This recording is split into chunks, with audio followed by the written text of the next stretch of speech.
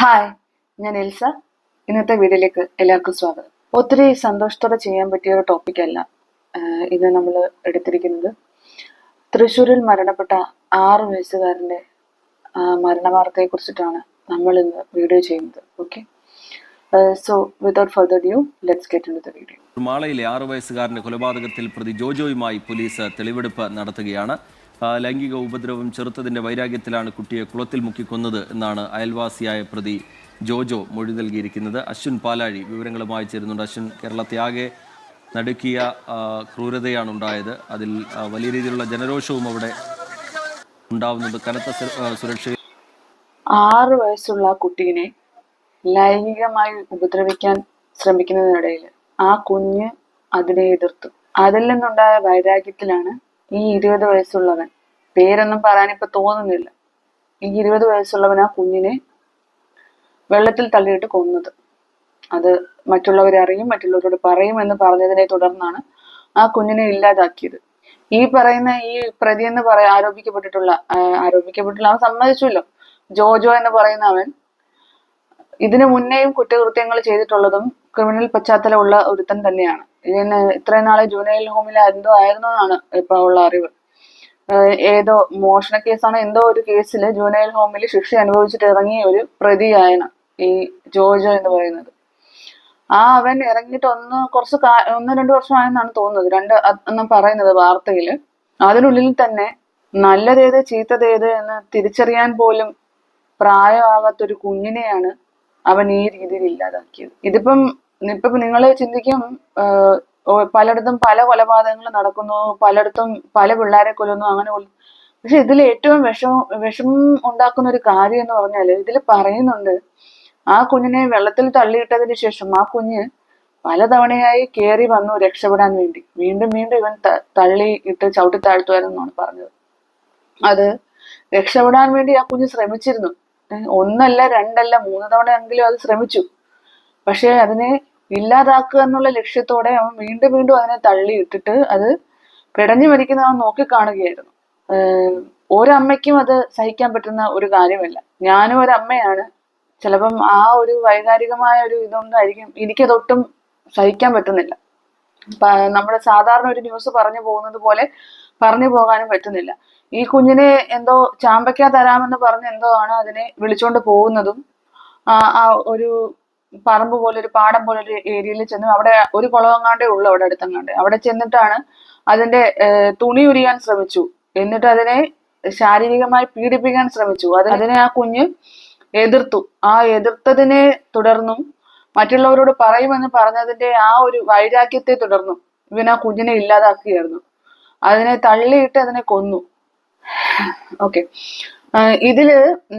എനിക്കിപ്പം ഇതിനകത്ത് ആ കുഞ്ഞിന്റെ വീടിന്റെ മുന്നിലായിട്ട് അതിന്റെ അച്ഛൻ ഗൾഫിൽ എന്തോ ആണ്. അവരുടെ അച്ഛൻ സ്ഥാപിച്ചിരുന്ന CCTV ഫുട്ടേജിൽ നിന്നാണ് ഈ കുഞ്ഞ് ഇവനോടൊപ്പം പോകുന്നതായിട്ട് അറിവ് ലഭിച്ചത്. ഇവനോടൊപ്പം ആ കുഞ്ഞ് ഓടിപ്പോകുന്ന ഒരു ഫുട്ടേജ് ലഭിച്ചു. അതിനെ തുടർന്നാണ് അന്വേഷണം അവനിലേക്ക് പോയത്. ആദ്യം ചോദ്യം ചെയ്തപ്പോഴത്തേക്കും കുഞ്ഞ് വെള്ളത്തിൽ വീഴുന്നതായി കണ്ടു എന്ന് പറഞ്ഞു. പിന്നീട് തുടർന്നുള്ള ഒത്തിരി നേരത്തെ ചോദ്യം ചെയ്യലിലാണ് സത്യം അവൻ പുറത്തു പറയുന്നത്.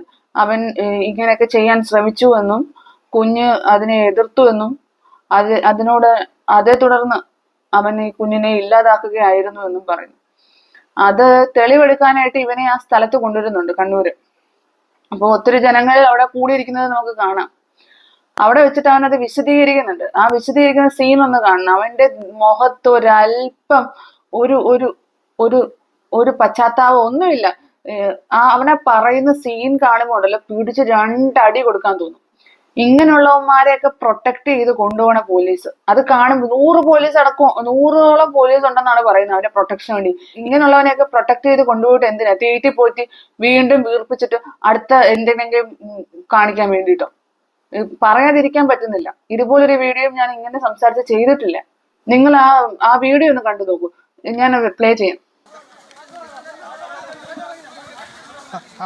രജിത്ത്, ഇപ്പോൾ പ്രതിയുമായി പോലീസ് സംഘം എത്തിയപ്പോൾ തന്നെ നാട്ടുകാരുടെ വലിയ രീതിയിലുള്ള രോഷം, പ്രതിക്ക് നേരെ കയ്യേറ്റ ശ്രമം അടക്കം ഉണ്ടായിരിക്കുകയാണ്. ഇപ്പോൾ പ്രതിയെ നാട്ടുകാർ തന്നെ കയ്യേറ്റം ചെയ്യുന്നൊരു സാഹചര്യമാണ് നിലവിലുള്ളത്. വലിയ പോലീസ് സംഘം ഉണ്ടായിരുന്നെങ്കിലും സുരക്ഷിതമായി പോലീസിൻ്റെ ഈ നാട്ടുകാരുടെ പ്രതിഷേധം ഒഴിവാക്കി പ്രതിയെ സ്ഥലത്തേക്ക് കൊണ്ടുവരാൻ പോലീസിന് കഴിയാത്തൊരു സാഹചര്യമുണ്ട്.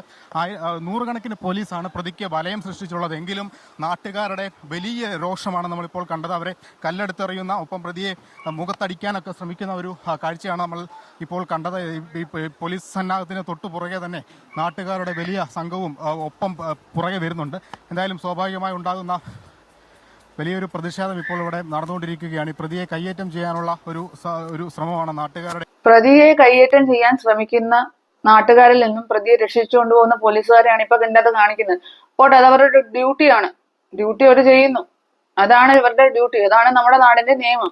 കൊന്നു കഴിഞ്ഞാലും എന്ത് സംഭവിച്ചാലും ആ പ്രതിനെ സംരക്ഷിച്ച് കൊണ്ടുവന്ന് കോടതിയിൽ കയറ്റി പിന്നെ അവിടുത്തെ എന്താണോ ശിക്ഷ കൊടുക്കുന്നത് അത് അനുഭവിച്ചിട്ട് കൊണ്ടുവരിക. ഇതാണ് നമ്മുടെ നിയമം. അങ്ങനെ പ്രൊട്ടക്ട് ചെയ്ത് ഇവനൊരു VVIP ട്രീറ്റ്മെന്റ് കൊടുക്കണ പോലെയാണ് എനിക്ക് തോന്നുന്നത്. എന്തിന് പ്രൊട്ടക്ഷൻ? ഇങ്ങനെയുള്ളതിനൊക്കെ ഓൺ ദ സ്പോട്ട് തല്ലിക്കൊല്ലണം. മറ്റേ ആ സിനിമയുടെ അകത്ത് കാണിക്കുന്ന പോലെ എന്തുവായിരുന്നു, എന്തോ അക്ബർ അന്തോണി എന്താണ്ട് ഒരു സിനിമ ഉണ്ടല്ലോ, പൃഥ്വിരാജിന്റെ ഒരു സിനിമ, അതിൽ കാണിക്കുന്ന പോലെ തല്ലിക്കൊല്ലണം.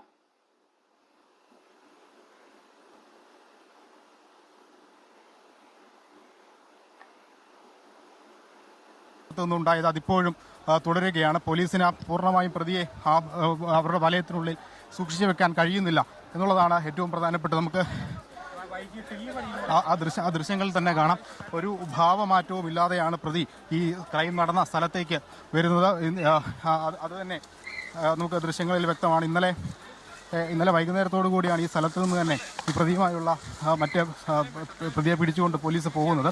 ഈ വീടിന് സമീപത്ത് രാവിലെ മുതൽ തന്നെ വലിയ പോലീസിൻ്റെ സന്നാഹവും നിലയുറപ്പിച്ചിരുന്നു. ഈ പ്രതിഷേധം പോലീസ് നേരത്തെ തന്നെ മുന്നിൽ കണ്ടതുമാണ്. അതുകൊണ്ട് തന്നെ നൂറുകണക്കിന് പോലീസിൻ്റെ സുരക്ഷ ആയിരുന്നെങ്കിൽ പോലും അത് മറികടന്നുകൊണ്ടുള്ള വലിയ പ്രതിഷേധം അണപൊട്ടി ഒഴുകുന്നതാണ് നമ്മൾ കണ്ടത്. ഇപ്പോൾ ഈ ക്രൈം നടന്ന സ്ഥലത്തേക്ക് പോലീസ് ഈ കാട്ടിലൂടെയാണ് ആ കൊച്ചിനെ കൊണ്ടുപോയി അതിനെ ഉപദ്രവിക്കാൻ ശ്രമിച്ച് അതിനെ വാ കുത്തിപ്പിടിച്ചു, അതിന്റെ ഡ്രസ്സ് ഊരി, അതിനെ ചെയ്യാവുന്നതൊക്കെ ചെയ്തിട്ട് അത് എതിർത്ത് നിന്നതനുസരിച്ച് അവൻ അതിനെ കൊല്ലാൻ ശ്രമിച്ചതല്ല, കൊന്നു കളഞ്ഞത്. ഇനിയിപ്പോ അവനത് വിവരിക്കുന്ന ഒരു സീനുണ്ട്. ഒരു പോലീസുകാരൻ ചോദിക്കുമ്പോൾ അവൻ വിവരിക്കുന്ന ഒരു സീനുണ്ട്. അത് നിങ്ങളൊന്ന് കാണും. എന്നടക്കമുള്ള കാര്യങ്ങൾ പോലീസ് പ്രതിയോട് ചോദിക്കുന്ന ദൃശ്യങ്ങളാണ് നമ്മൾ കാണുന്നത്.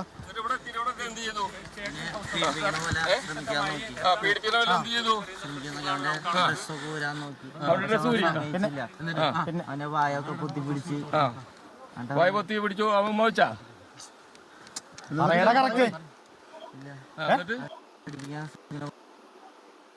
അപ്പൊ എനിക്ക് ദേഷ്യം കയറിയപ്പോ ഞാൻ നേരെ തട്ടിട്ടു. എന്നിട്ട് കയറി വന്നു, വീണ്ടും കയറി വന്നു, പിന്നെയും തട്ടിയിട്ട്, പിന്നെയും കയറി വന്നു, പിന്നെയും തട്ടിയിട്ട് ഞാൻ പോയി. അല്ല തട്ടിട്ട് പിന്നെ അവനെന്താ ചെയ്തത്? അവനോട് കിടന്ന് അവൻ താന്നു പോയാ? അപ്പൊ നീ എന്ത് ചെയ്തു? താന്നു പോയിപ്പോ ഞാൻ കണ്ടു പോയി. അപ്പൊ അവനെ കൊല്ലാൻ വേണ്ടി തന്നെ 3 പ്രാവശ്യം ഉന്തിട്ടതല്ലേ? ആ വൃത്തികെട്ട ജന്തു പറയണ കേട്ടോ. അവന്റെ പറച്ചിൽ, അവന്റെ മോന്തിരിക്കണ കേട്ടോ. ആ കുഞ്ഞിനെ അവൻ ഇല്ലാതാക്കിയതാണ് അവൻ ഇപ്പൊ എക്സ്പ്ലെയിൻ ചെയ്തത് പോലീസിന്റെ മുന്നിൽ. ഇങ്ങനെയുള്ളവനൊക്കെ 100 പോലീസിനെ പ്രൊട്ടക്ഷൻ കൊടുത്ത് എന്തിനെ എവിടെ കൊണ്ടുപോകണു? ഇതൊക്കെ തന്നെയല്ലേ ഇവൻ വീണ്ടും തീറ്റയും കഴിഞ്ഞ് ജയിൽ ശിക്ഷയും കഴിഞ്ഞ് ഇറങ്ങി വന്നിട്ട് ഇവൻ കാണിക്കാൻ പോകുന്നത്. ഇവന് ഓൾറെഡി വന്ന് ജുവനൈൽ ഹോമിൽ കിടന്നതാണ്. അത് എന്ത് ശിക്ഷയ്ക്കാണെന്നുള്ളതും നമുക്ക് പതുക്കെ നോക്കേണ്ടിയിരിക്കുന്നു. മോഷണമെന്നൊക്കെയാണ് ഇപ്പൊ പറയുന്നത്. പക്ഷെ ഓൾറെഡി ജുവനൈൽ ഹോമിൽ ഇവൻ കിടന്നിട്ട് വന്നവനാണ്. ശിക്ഷ അനുഭവിച്ച് വന്ന് മാനസാന്തരപ്പെട്ടവനാണെങ്കിൽ വീണ്ടും ഇങ്ങനെ ഒരു കാട്ടായം കാണിക്കേണ്ട ആവശ്യമില്ല. അതും ഇതുപോലൊരു പിഞ്ചു കുഞ്ഞിനെ ഇവൻ വിളിച്ചോണ്ട് പോവുകയായിരുന്നു. ആ കുഞ്ഞിനെ ചാമ്പയ്ക്ക തരാം, ചാമ്പയ്ക്ക പറിക്കാൻ പോവാം, ചാമ്പയ്ക്ക പറിച്ചു തരാമെന്ന് പറഞ്ഞ ആ കുഞ്ഞിനെ വിളിച്ചോണ്ട് പോയാണ് ഈ കാട്ടായം അവൻ കാണിച്ചത്.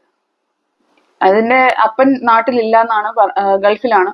ഇതിന്റെ അമ്മ ഇതെങ്ങനെ സഹിക്കുമെന്ന് എനിക്കറിയത്തില്ല. ഒരു കുഞ്ഞ് ജനിച്ചതിന് ശേഷം അത് കൈ വളരുന്നുണ്ടോ കാല് വളരുന്നുണ്ടോ, അതിന്റെ ഓരോ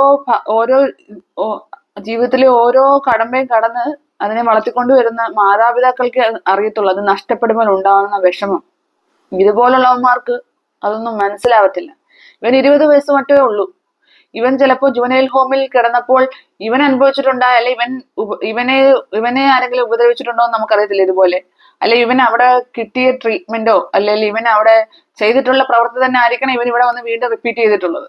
എന്ത് തന്നെയാണെങ്കിലും ഇങ്ങനെയുള്ളവന്മാർക്ക് ഇത്രയും പ്രൊട്ടക്ഷൻ കൊടുത്ത് മന്ത്രിമാരെ കൊണ്ടുപോണ പോലെയോ VVIP കൊണ്ടുപോണ പോലെയോ കൊണ്ടുപോകേണ്ട ആവശ്യമുണ്ടോ?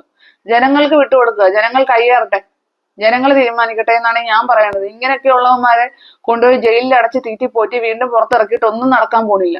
ഇതൊക്കെ തന്നെ വീണ്ടും റിപ്പീറ്റ് ചെയ്യും. നിങ്ങൾ ആ വീഡിയോയിൽ കണ്ടില്ല, ഒരു കൂസലില്ലാതെ നിന്നാണ് അവൻ വിവരിക്കുന്നത്.